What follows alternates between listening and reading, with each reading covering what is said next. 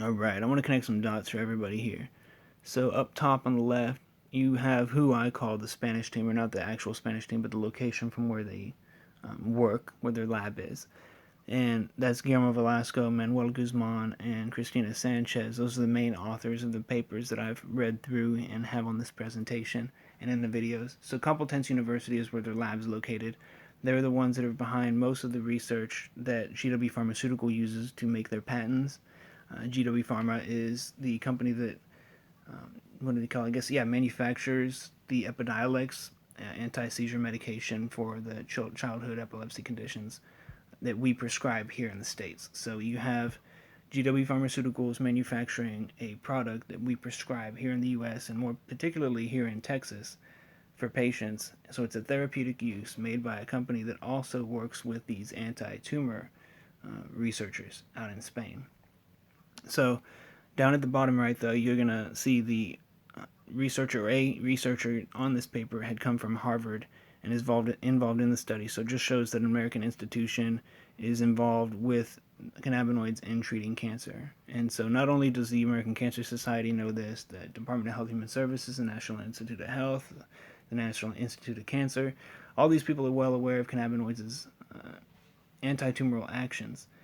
And so now we just have another research or another thing that comes now out of Harvard to support our need to be able to pursue this here in the States. That it's not just an international thing that's going on over in Israel or going over in Spain or France or Italy, like you see here, but that we have stuff right here in the States, or at least we have a researcher from the States that has been involved in anti-tumoral activity of cancer, or cannabinoids, sorry.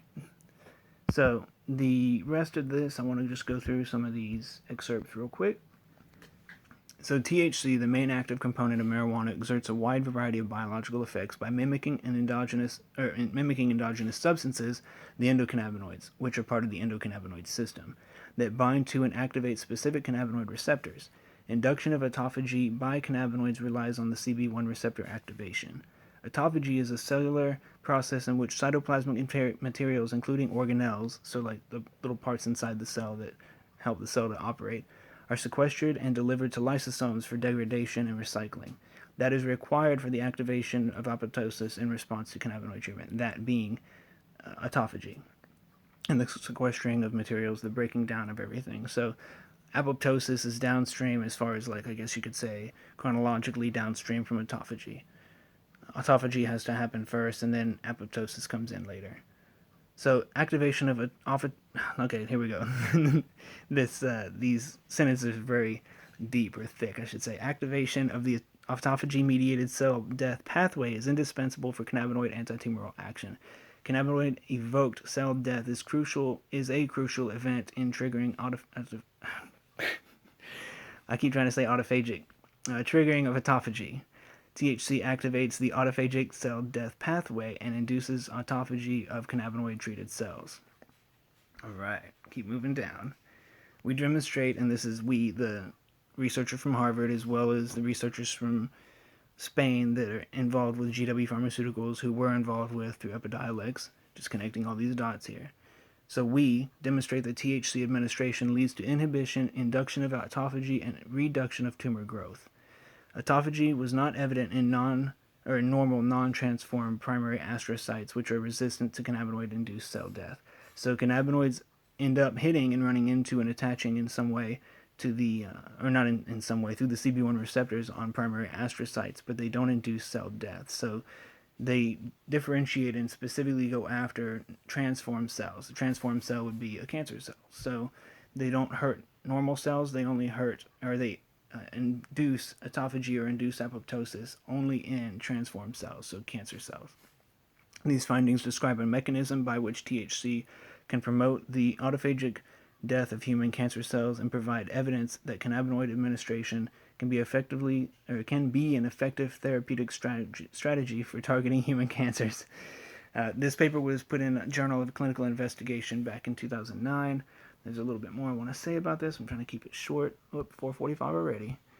Considering that no signs of toxicity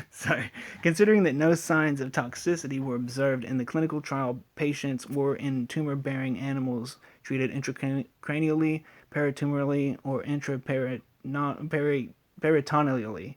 I can't remember how it was pronounced, but intraperitoneally with THC, and that no overt toxic effects have been reported in other clinical trials of cannabinoid use in cancer patients for various applications, e.g., inhibition of nausea, vomiting, and pain. So you got previous studies that were done that are clinical as far as just palliative effects of cannabinoids for cancer patients in the area of pain and then throwing up and nausea. So you got antiemetic and what is it called? Oh yeah, just anti-nausea and antiemetic, which is pain.